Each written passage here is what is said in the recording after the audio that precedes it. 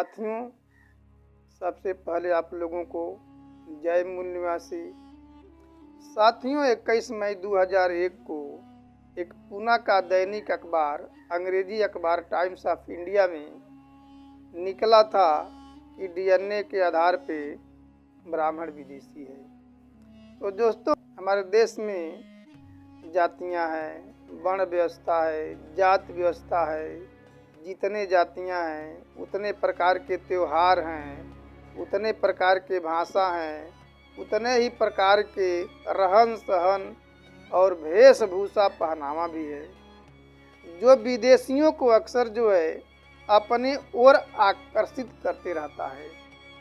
और विदेशी समय समय पे आकर के यहाँ कुछ न कुछ शोध किया करते हैं।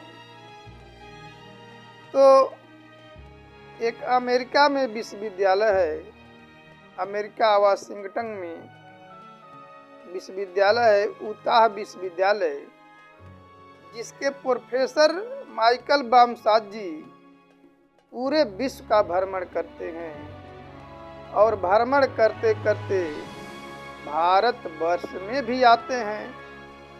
तो देखते हैं किसी भी देश में इतने ज़्यादा डाइवर्सिटी नहीं है, लेकिन भारतवर्ष में इतनी ज़्यादा डाइवर्सिटी क्यों है, इतने ज़्यादा जातिवादी व्यवस्था क्यों है। तो उन्होंने अपने ट्रांसलेटर से पूछा कि ये जो बहुत बड़ी बड़ी बिल्डिंगें दिखाई दे रही है वो किसकी है। तो उन्होंने बताया कि यहाँ के अमीर लोगों का है। उन्हें पूछे कि उसके बगल में जो झुग्गी झोपड़ियाँ दिखाई दे रही हैं वो किनकी है। तो उन्होंने कहा कि ये गरीब लोगों का है, गांव से शहर में मजदूरी करने के लिए आते हैं, कुछ पैसा इकट्ठा करके अपने परिवार को भेजते हैं, जिससे उनके परिवार का पालन पोषण होता है। तो चूंकि माइकल बामसाद जी वैज्ञानिक थे, वो वैज्ञानिक दृष्टिकोण से सोचे और वो अमेरिका गए। अमेरिका गए तो यूएनओ से आदेश लिए कि मैं पूरे विश्व का डीएनए टेस्ट कराना चाहता हूँ। उनको परमिशन मिल गया तो वो भारतवर्ष में आए। तो उन्होंने सोचा, प्रोजेक्ट तैयार किया है, उसको भारत के लोग मान्यता देंगे कि नहीं, उसको मानेंगे कि नहीं। तो इसलिए उन्होंने भारत के लोगों को भी इसमें शामिल किया, ताकि जो परीक्षण किया जाए वो पारदर्शी और सबूत के तौर पे, प्रमाणित तौर पे होना चाहिए और पारदर्शी होना चाहिए, ताकि सभी लोग इसे स्वीकार कर लें।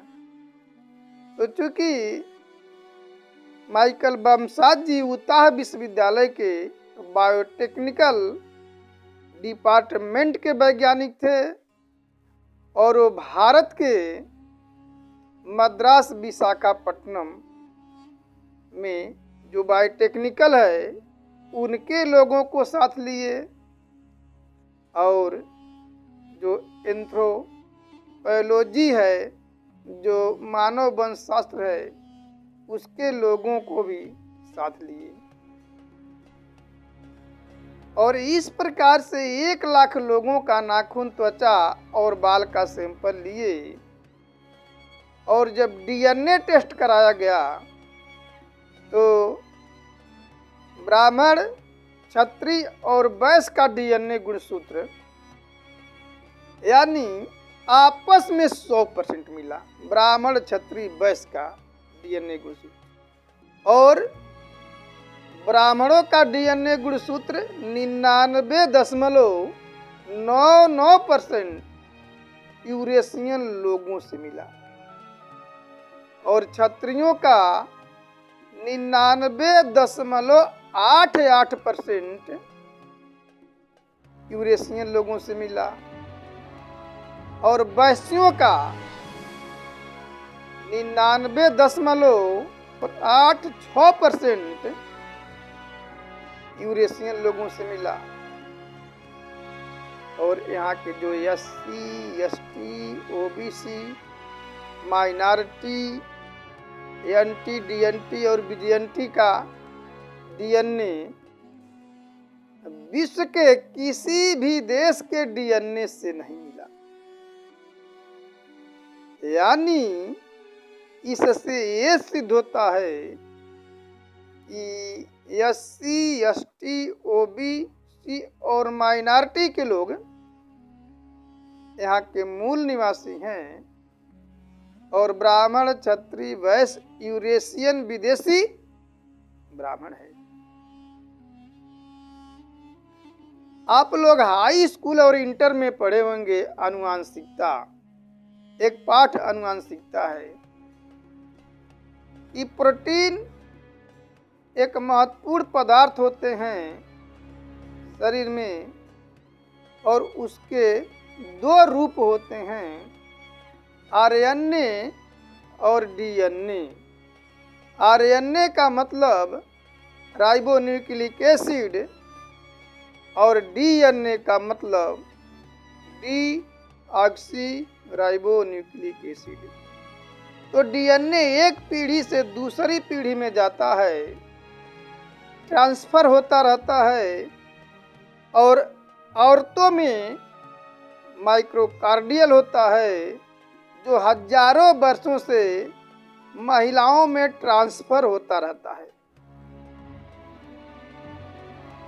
तो ब्राह्मण, क्षत्रिय, वैश्य का DNA गुणसूत्र यूरेशिया के पास काला सागर है। काला सागर के पास आक्सीमोजी नामक स्थान पे बसे मोरू जात के लोगों से 100% मिला और SC, ST, OBC का DNA गुणसूत्र विश्व के किसी भी देश के DNA से नहीं मिला। इससे ये सिद्ध हो गया कि SC, ST, OBC और माइनॉरिटी के लोग यहाँ के मूल निवासी हैं और ब्राह्मण, क्षत्रिय, वैश्य, यूरेशियन विदेशी ब्राह्मण है। इसीलिए वो 21 मई 2001 को अंग्रेजी अखबार टाइम्स ऑफ इंडिया में निकाला था। ये यहाँ के मूल निवासियों को ये पता न चल सके कि हम लोग यहाँ के मूल निवासी हैं और ब्राह्मण विदेशी है, क्योंकि अंग्रेजी अखबार विदेशी भाषा है और विदेशी ही लोग ज्यादा पढ़ते हैं। यहाँ के मूल निवासी बहुत कम पढ़ते हैं, लगभग नहीं के बराबर पढ़ते हैं। तो वे अपने लोगों को सावधान करने के लिए 21 मई 2001 को टाइम्स ऑफ इंडिया में निकाला कि DNA के आधार पे ब्राह्मण विदेशी है, यानी अपने लोगों को खबरदार करने के लिए निकाला। यानी hide and highlight 2 point programme चलाया कि सच्चाई को मूल निवासियों के बीच छिपाया जाए और जो यहाँ के ब्राह्मण, क्षत्रिय हैं उनके सामने उजागर किया जाएगा कि तुम लोग सावधान हो जाओ, तुम्हारा भेद यहाँ का मूल निवासी जान गया है।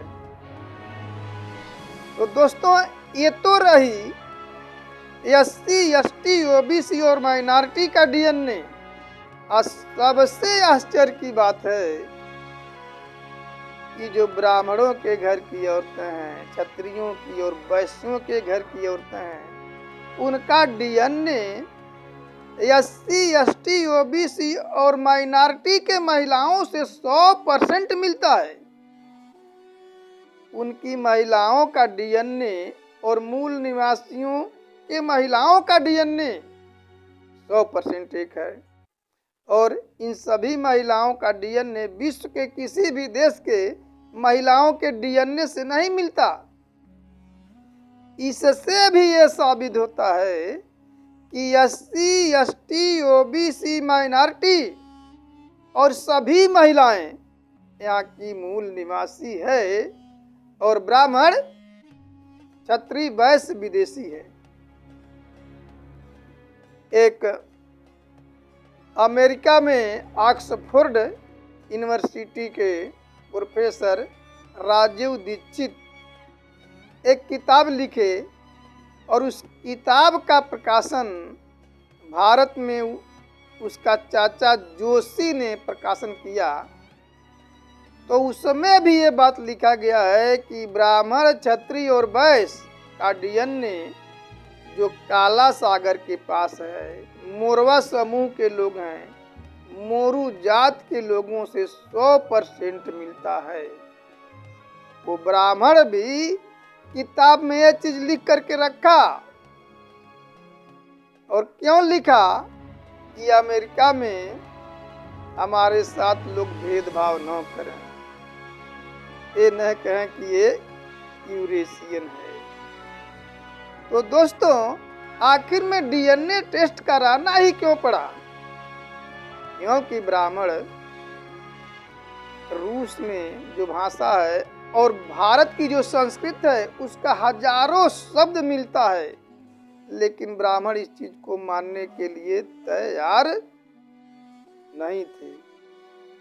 इसीलिए माइकल बमसाद जी ने डीएनए टेस्ट कराया तो भारत के वैज्ञानिकों को भी साथ लिया और विश्व के 42 विश्व के वैज्ञानिकों को साथ लेकर के डीएनए टेस्ट कराया था और उसको पूरा विश्व मान्यता दिया और भारत का सुप्रीम कोर्ट भी मान्यता दिया।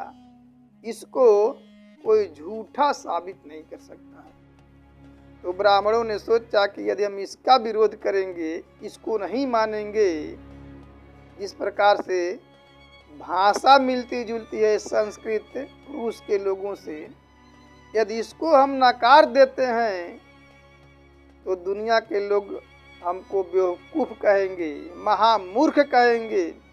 इसलिए ब्राह्मण चुप रहा।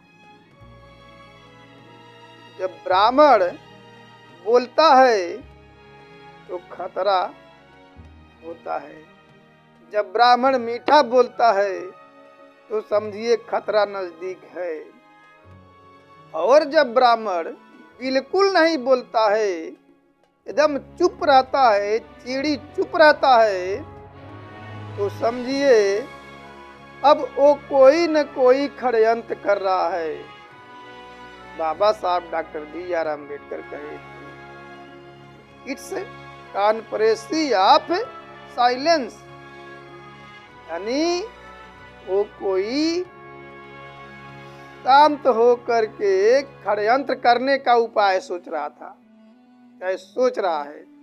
जब ब्राह्मण चुप रहता है तो खतरा एकदम बहुत ज्यादा बढ़ जाता है, क्योंकि उन्होंने महिलाओं को शूद्र घोषित किया है अपने धर्म ग्रंथों में। ब्राह्मण, जब ब्राह्मण आर्य हमारे देश में आए, उसके पहले हमारे देश में कोई विदेशी था ही नहीं। ये पहला विदेशी है और अंतिम भी विदेशी यही है। और सब तो आए, ऊन, शक, यवन, यहूदी, पुर्तगाली, अंग्रेज, मुगल आए, सब चले गए, लेकिन ये पहले आया और आज तक है, ये गया भी नहीं है। तो जब ब्राह्मण आर्य आक्रमण किया तो आमने सामने के लड़ाई में मूल निवासियों को परास्त नहीं कर पाया। वो आक्रमण करने के उद्देश्य से आया था। कुछ लोग कहते हैं कि वे लोग पशुपालन के उद्देश्य से आए थे, जो गलत है। ये तर्क संगत नहीं है। ये पशुपालन करने के उद्देश्य से नहीं आए थे, बल्कि आक्रमण करने के उद्देश्य से आए थे। क्योंकि जो आक्रमण करने के उद्देश्य से आता है वो अपने साथ महिलाओं को लेकर के नहीं आता है। तो आमने सामने की लड़ाई में वे मूल निवासियों को परास्त नहीं कर पाए। तब ब्राह्मणों ने अपना षड्यंत्रकारी दिमाग लगाया और क्या किया, उनके व्यवस्था में घुस गए और घुसपैठ करके अपने व्यवस्था के अनुसार वहाँ के शक्तिशाली और ताकतवर लोगों को वे लोग छत्री घोषित कर दिए। आज के जो छत्री हैं वो नहीं छत्री, मूल निवासी ही जो शक्तिशाली थे, ताकतवर थे, उनको छत्री घोषित किए। जो लोग खेती का काम करते थे, जिनके पास खेती होता था, उनको खत्ती कहा जाता था और खत्ती का ही अपभ्रंश छत्री है। उनको छत्री घोषित कर दिया गया और देश में बहुत से छत्री राजाओं का शासन था पूरे देश में। और ब्राह्मण चूंकि राजकाज व्यवस्था में शामिल हो गए थे, उन लोगों ने एक राजा को दूसरे राजा से लड़ाने का काम किया, परास्त करने का काम किया। जब एक राजा दूसरे राजा से लड़ते लड़ते लड़ते भिड़ते समाप्त हो गए, तो ब्राह्मणों ने पुराण में लिखा, और क्या लिखा कि नंद अनंतम क्षत्रिय अनंतम, यानी नंद वंश के अंत के साथ क्षत्रियों का अंत हो गया। और दूसरी बात पुराणों में लिख करके रखा कि अब केवल दो ही लोग हैं, एक ब्राह्मण है और बाकी शूद्र हैं। तो दोस्तों, जो महिलाओं का डीएनए, ब्राह्मणों के घर में जो बैठी हैं महिलाएं, उनका भी डीएनए मूल निवासी बहुजन समाज के महिलाओं के डीएनए से मिलता है। यानी वो जब लोग आए थे तो अपने साथ महिलाओं को लेकर के नहीं आए थे। जब यहाँ ये लोग अस्थायी हो गए ब्राह्मण, तब अपना वंश को बढ़ाने के लिए यहाँ के महिलाओं को अपने परिवार में समाहित किया, समायोजित किया। और उसीलिए महिलाओं को यानी अपने माँ, बहन, बेटी, औरत को भी वो लोग शूद्र ही मानते हैं। अरे तुलसीदास तो लिखा है, वो ब्राह्मण था, वो लिखा है रामचरितमानस में, ढोल गंवार शूद्र पशु नारी, सकल ताड़ना के अधिकारी। यानी शूद्र पशु के समान ही, गंवार के समान भी औरतों को वो रखा है, उसी लाइन में रखा है। यानी गंवार, मूर्ख और शूद्रों के लाइन में ही रखा है। अपने घर के महिलाओं को भी रखा है, क्योंकि वे लोग जानते हैं कि हम महिलाओं को यूरेशिया से लेकर के नहीं आए हैं, बल्कि भारत की महिलाएं ही हैं। उनको अपने परिवार में समायोजित किया। हालांकि वो महिलाएं बहुत आसानी से उसके परिवार में समायोजित नहीं हुई, उसके लिए बहुत वो लड़ाइयाँ लड़ी, आसानी से उनके परिवार को स्वीकार नहीं किया था। इसका इतिहास थोड़ा लंबा है। तो दोस्तों, ये बल्कि पौराणिक प्रमाण है। अब ब्राह्मण के घर जब बच्चा पैदा होता है तो केवल पुरुषों का ही उपनयन संस्कार कराते हैं, जनेऊ संस्कार कराते हैं, और महिलाओं का नहीं कराते हैं। यानी यहाँ भी इससे सिद्ध होता है कि ये लोग महिलाओं को आज भी शूद्र मानते हैं। ये लोग महिलाओं को आज भी शूद्र ही मानते हैं, उनको आज भी अपने बराबर समानता का अधिकार नहीं देते हैं। ये तो प्रमाण के तौर पे, यानी डीएनए आधार पे भी ये सिद्ध हो गया है कि जो महिलाएं ब्राह्मण क्षत्रिय वैश्य के घर में पड़ी हुई हैं वो मूल निवासियों की ही महिलाएं हैं। ये डीएनए के आधार पे सिद्ध हो गया है। और दूसरी बात, वो अपने धर्म ग्रंथों में लिख करके रखा है, पुराण का पहली लाइन में लिख करके, रामचरितमानस में लिख करके रखा है।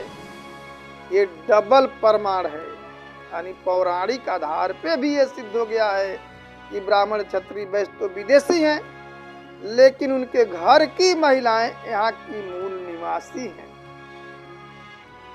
दोस्तों, लेकिन बहुत लंबे समय तक रहते वे उसके परिवार में, उन लोगों के परिवार में सेट हो गई हैं। हालांकि बाबा साहब डॉक्टर बी.आर. अम्बेडकर ने जब हिंदू कोड बिल बनाया तो चाहे अनुसूचित जाति जनजाति की महिलाएं हों, एससी एसटी ओबीसी माइनॉरिटी की महिलाएं हों, या ब्राह्मणों क्षत्रियों और वैश्यों की महिलाएं हों, उन सभी लोगों को डॉक्टर अम्बेडकर ने बराबरी का हक का अधिकार दिया है हिंदू कोड बिल के तहत। आज जितने भी महिलाएं जो है कि आगे बढ़ी हैं वो सब डॉक्टर अम्बेडकर की देन है। नहीं क्या था? सती प्रथा, बाल विवाह, कन्यादान, विधवापन, केशवपन एक पर्दे के अंदर रख देते थे। ये ब्राह्मण जौहर प्रथा हुआ, ये सब ब्राह्मणों के द्वारा बनाया हुआ है कि पति के साथ सती होना है, यो पवित्र है, पतिव्रता है, उनमें गौरव का भाव पैदा किया जाता था।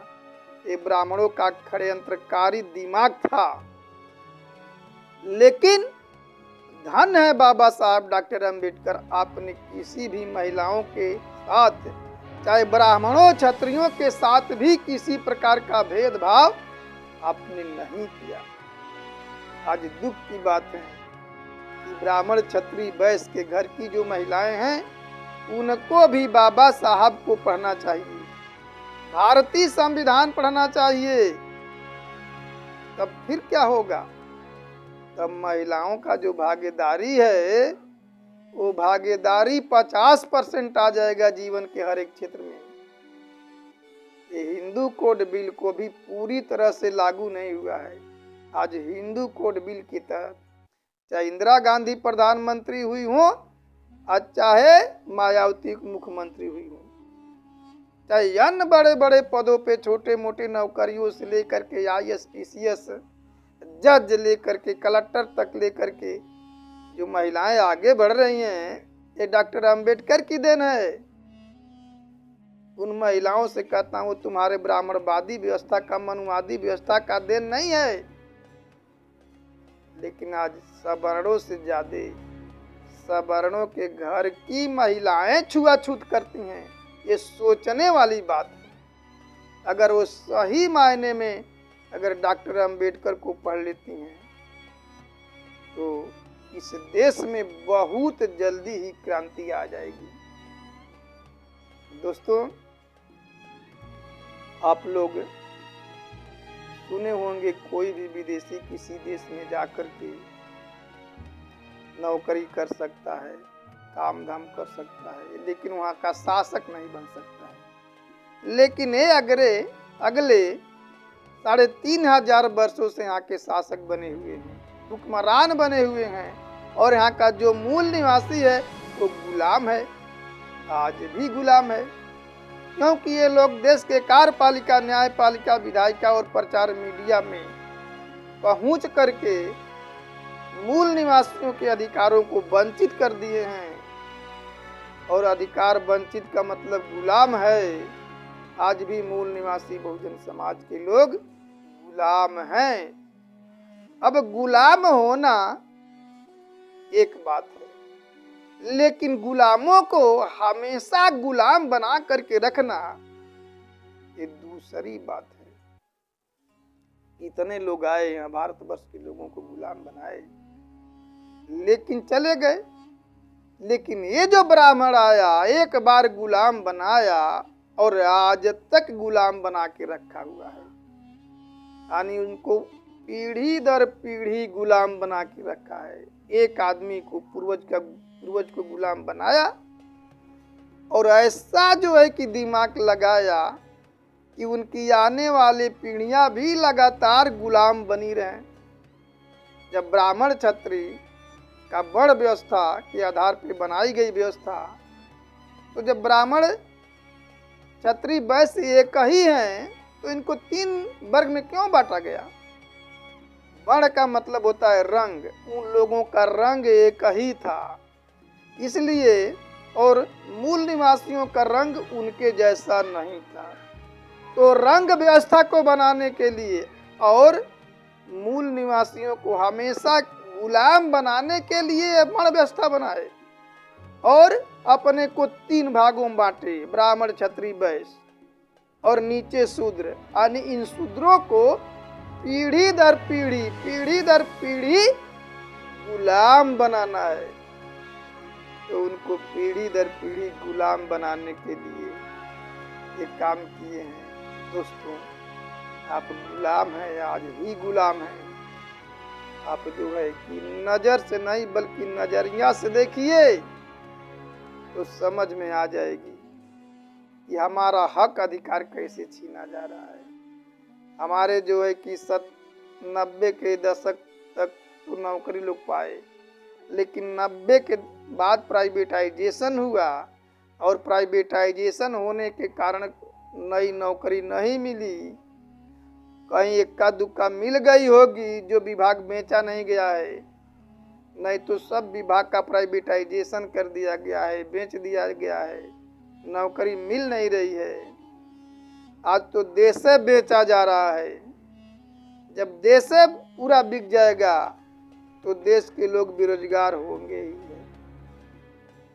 हमारे देश की पूरी संपत्ति कुछ परिवारों तक ही सीमित होकर के रह गई है और बाकी मूल निवासी गुलाम हो गए।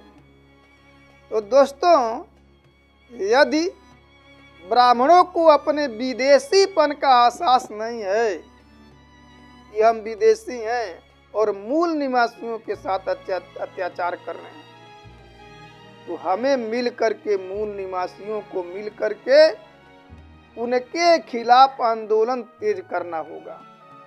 और तेज करने के लिए आप लोगों के पास एक ही रास्ता है कि जो वामसेव के द्वारा राष्ट्रव्यापी आंदोलन चलाया जा रहा है, उसमें आप लोग साथ सहयोग करें। तो दोस्तों, आप लोग साथ सहयोग करेंगे, ऐसा हमारा आशा और विश्वास है। आप लोगों ने हमारी बात को सुना, उसके लिए धन्यवाद। जय मूल निवासी।